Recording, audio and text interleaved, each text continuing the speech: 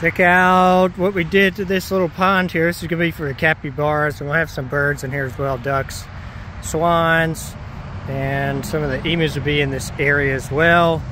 But on the other pond we built over there, the birds were caving in all the sides, and it's all messed up. We're gonna have to redo that. Probably do something similar to this. May not be quite as extreme because this one's bigger, but basically got all this material for free. This was extra rock, and it's like got sand and dirt mixed in. It gets really hard though, so I think it's gonna work as a good base. So we got to layer rocks all the way around, probably like 4 to 6 inches, and then here where we got the more sheer drop off, we had a above ground pool. I put all those, well, I had my helper do this, drive all these in to the bank, and then these giant chunks of concrete and asphalt in there just to hold it still. So this should keep the birds from making the bank fall in. And then on this side, it's just rocks. Now we got a regular slope on this side. It's maybe 30 degrees. Those are extreme slopes. We're just kind of constrained in the square footage that I wanted to use. So we would have had to make the pond extremely larger to be able to get that kind of depth. It's like 10 foot deep almost at the bottom. And we tried getting a little bit more out with the tractor. It's just too far. Had a little bit sink in there. But I think this is gonna work.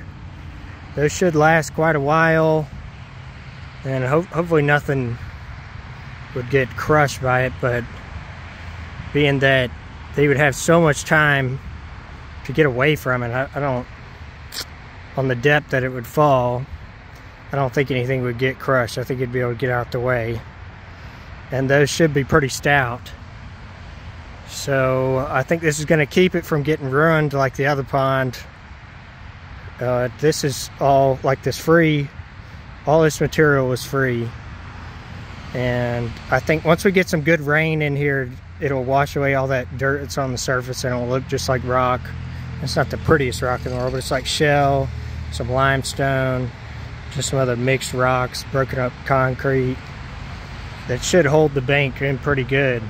Need to maybe add a little bit more right here, some more of those poles, and then some chunks, because that's kind of extreme right there.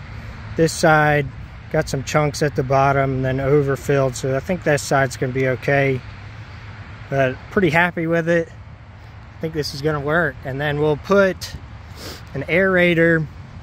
So we're building a barn and we'll have power over here, so I'm gonna run an aerator to the bottom, and then I think I'm gonna make like a homemade filter. Basically have a pump that's towards the bottom with a water hose to like a hanging 5-gallon bucket with some holes drilled in the bottom. We'll see if wife approves of the look of it. It might look kind of janky, but it should work. And then like some koi filter, so basically it would come in the bucket and come through a filter, and then that would keep the water clean, and the aerator would keep the water aerated, so then it should be nice water. We have to do the same thing on that one.